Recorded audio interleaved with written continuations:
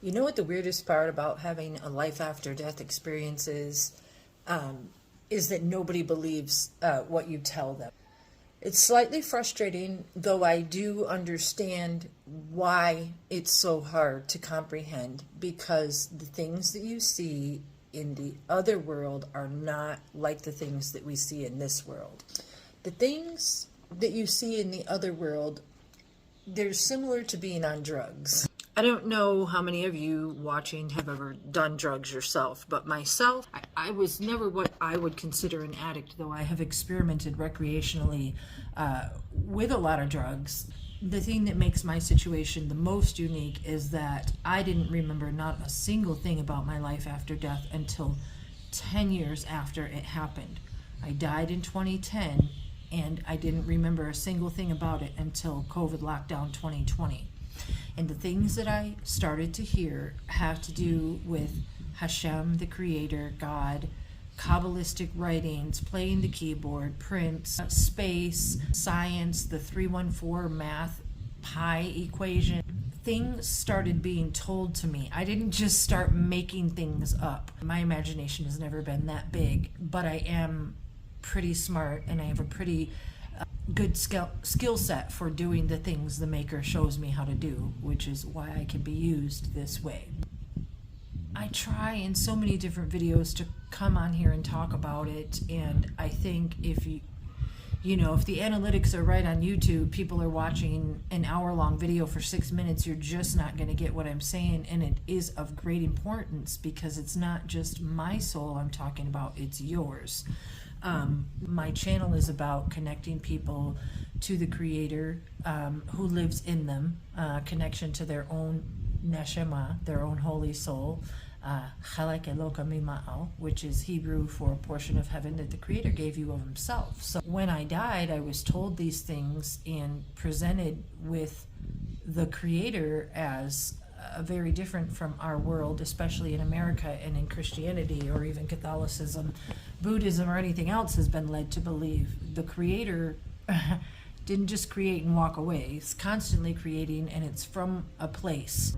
And we are all one. We are all parts of Him, like miniature pieces of Him. And He directs us. And if you listen and you pray, you can hear. Yes, 10 years after my life after death experience, I woke up in my living room. I say I woke up, but it was like I started falling into trances, and those trances woke me up. So there was some messages that the Creator said to me, and I wrote them down.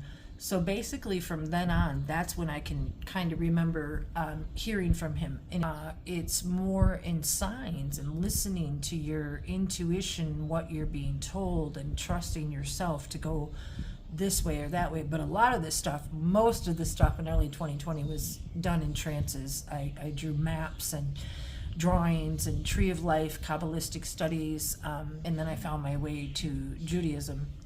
I also started playing the electronic keyboard. I was taught how to play Purple Rain, but I did my best, playing by ear. My whole inner being felt like it was plugged into a light socket. I could feel, I could hear. I've always been very intuitive with people. I can read people. I can know what they're feeling. Sometimes, I wouldn't say I can know what they're thinking, but if I talk to somebody for more than 5 or 10 minutes, I can basically get a really good grasp of who that person is and what their needs are in life. It's just, I thought everybody was that way. So anyway, the more in tune you are with yourself and the more you trust yourself, the more you're able to hear from Hashem when He starts speaking to you. And so when He started speaking to me, I was like, I know me really, really well, like better than anybody. But then when I heard and felt and saw this other voice, these other trances, these other pieces of information and knowledge and wisdom coming, I knew it wasn't from me. I've written countless books.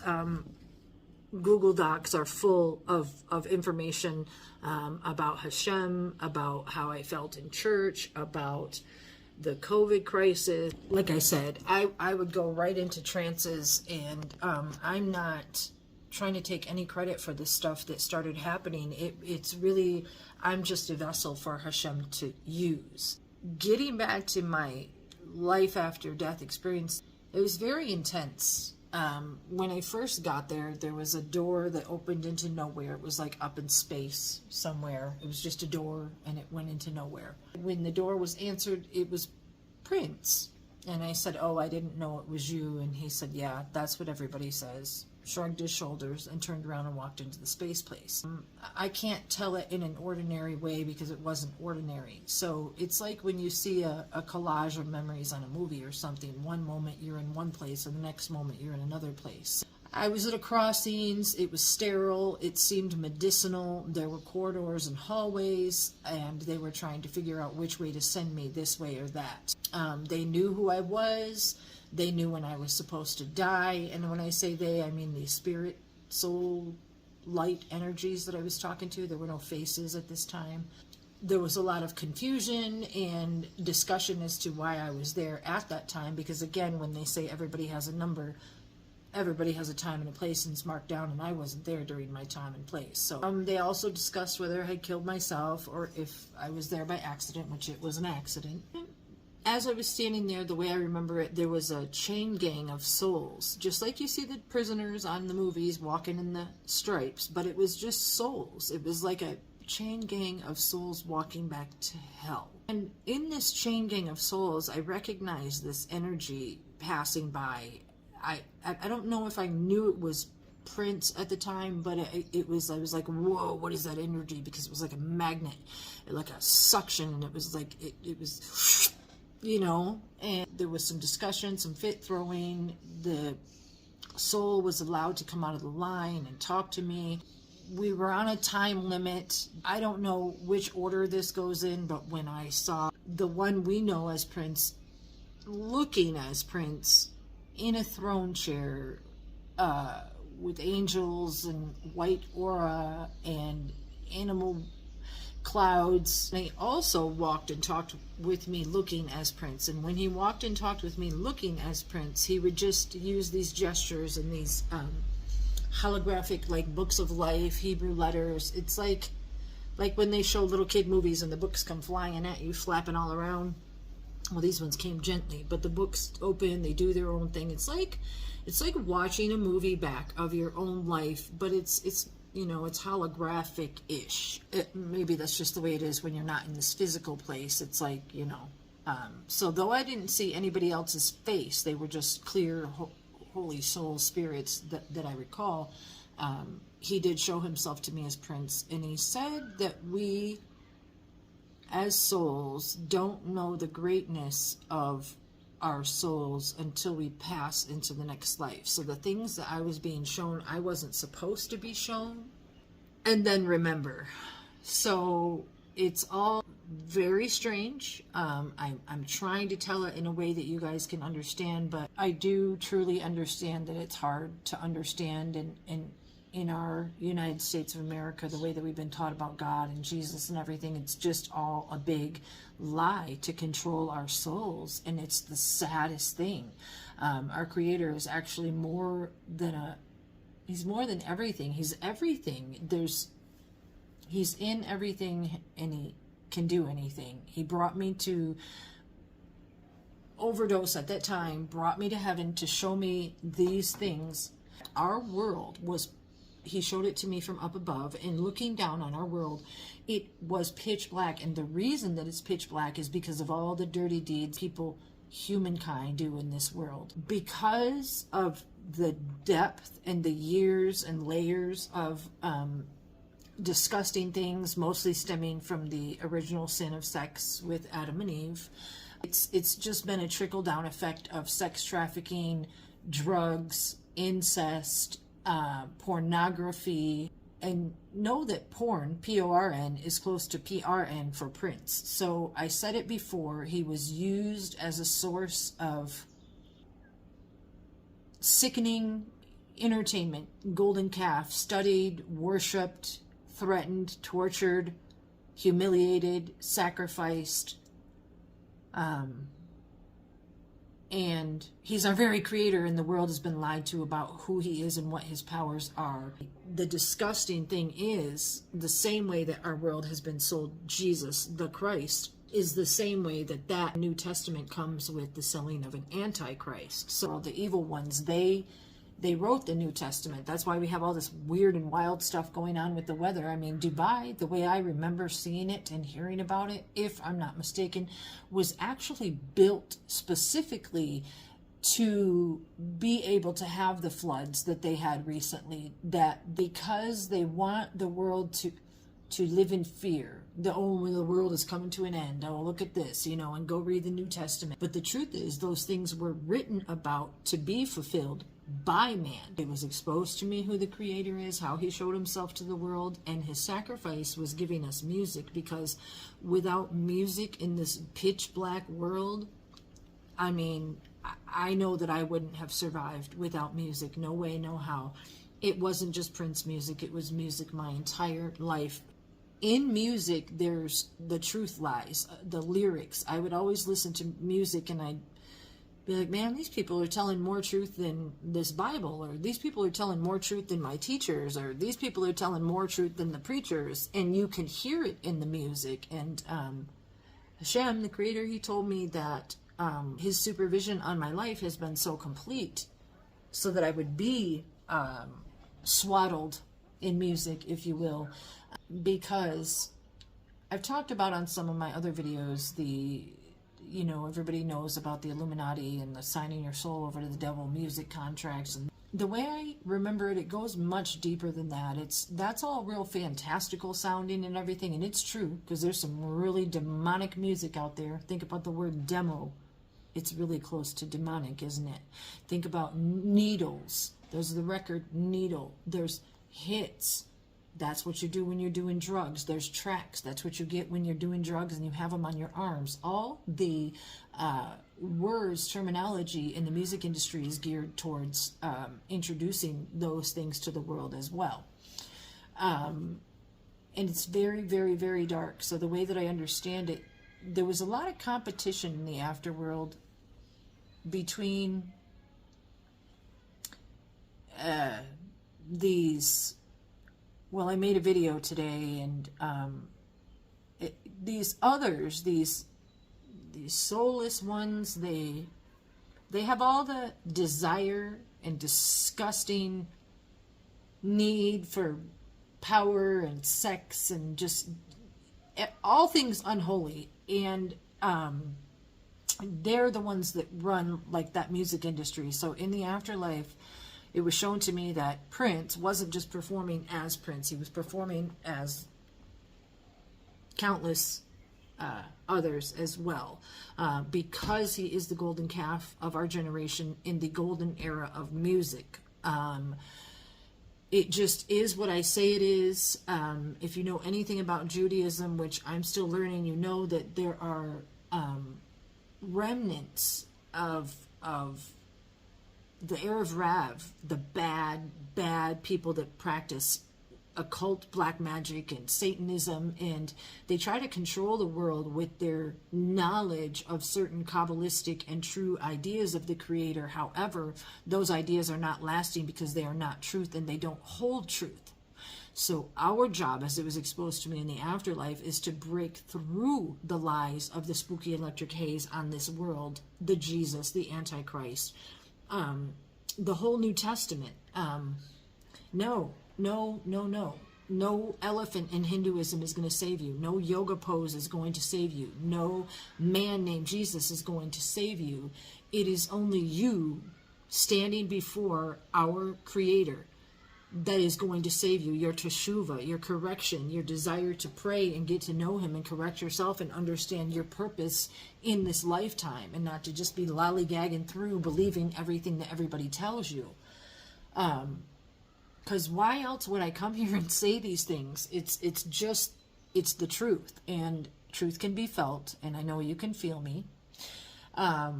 So what I want to share with you guys is, again, I don't plan these talks, I just ramble.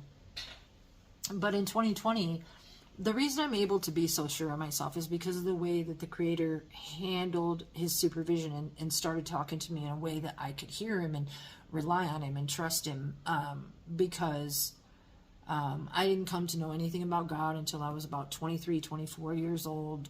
Wasn't mentioned in my household. Everything that I've learned on my own and out of a pure love and desire to find the Creator and thank Him, talk to Him, understand what my purpose in life was. Again, I've lost a great deal. Family members, suicide. My sister was 19. My mom died 16 months later. She was 45 of inoperable lung cancer. My niece overdosed in a Quality Dairy bathroom. My daughter has overdosed in front of me. There's been crazy stuff in my life. Even my own doctor prescribed so many pharmaceuticals at once that could have killed me, and actually had a lot to do with why I did die in 2010. However, I love her to pieces. She took care of me. I asked for the drugs and she gave them. It was what they did when they were setting up our fall as humans in this world back in 08, 09, 2010. What's your pain level? Here's your Oxycontin. Here's your Vicodin. Here's your fentanyl patches. Here's your muscle relaxers. Yeah, that's what they did to me. So anyway, I want you to know more than anything why I trust the Creator so much, because of the journey that He has supervised and hand walked me through. So remembering your life after death experience 10 years after it happened has got to be one of the most wild experiences there is. And the other thing that I always remember but can't seem to articulate is how I was told and shown that somehow these gatekeepers that masquerade with the Creator's power have been doing something with time, recreating time, or doing something with time. And it's false. It's all an illusion. Politics are an illusion. Marc Jacob purse are an illusion. Louboutin shoes are an illusion. Electric beaches, skin do bake, those are an illusion. Jewelry, makeup, that's why I don't wear any. I'm doing my best to be my real and most authentic self. If I wanted to sell something, believe me, I could come here looking a lot different, but that's not who I want to be anymore. I want to be as authentic as I can be so that you feel comfortable being as authentic as you can be. We don't want you thinking you're a cat or a bad soul because you identify as a boy and you're a girl. There's reasons for all that. I love all souls. I'm not here saying that anybody except for the soulless ones are bad. We're all actually good, and from what I understand, we judge ourselves a lot more harshly than they do in heaven's court. We need to be a lot gentler with ourselves, but you also need to talk to the Creator and get to know Him so that you can hear Him when He talks to you. Because though I wasn't introduced to anything godly until I was 24, it's been roughly 30 years, 29 years now, that I've been studying and researching. Like I said, the whole Jesus thing never fit right. It never felt right coming out of my mouth. I continued to search for the original source, not looking to be anything other than what I am.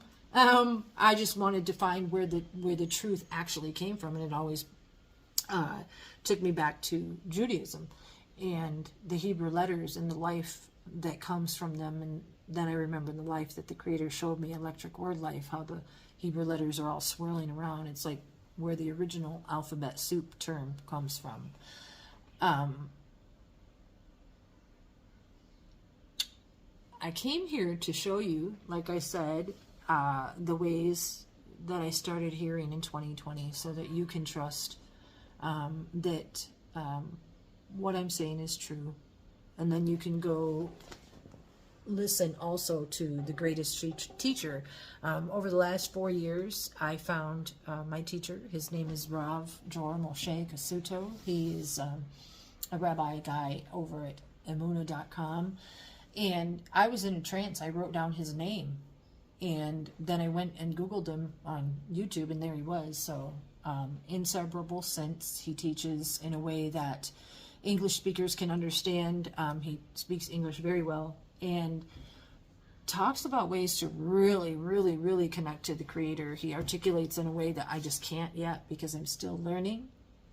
But he does teach about what's called Hitbadadut, and that means personal prayer, talking to the Creator like he's your best friend, which is exactly what I said I did when I was in the afterlife. They asked me how I would talk to God, or how I was so bold and brazen to speak to God. And I just said I just talked to him like he was my best friend. I don't have anybody else. So nobody taught me to talk in any other way. So to just really be truthful about good things, bad things, hard things, wonderful things, you can tell the Creator absolutely anything, and you should. Don't pretend to be something you're not. Just be who you are. Again, so when he starts talking back, you can respond accordingly, and you guys can form a relationship, because when he shows himself to the world during redemption, and it's coming very, very soon, you will know him as well. And that's what I came back here to do. My sole purpose is to come back here and to try to teach people about the truth of Hashem, so that they can connect to him, so that on redemption judgment day, that the judgments can be sweetened and not be so harsh. And the more truthful you can be when you are experiencing blind faith, not having seen the Creator yet, the better. And anybody can believe once they've seen him, right? But doing it when you're looking to find the depths of truth and something to connect your soul to, you talk to him like your best friend, in your car, in your backyard, in your garage. It doesn't matter. Just go and be honest. Be your truest self. That's what I do, and it got me this far.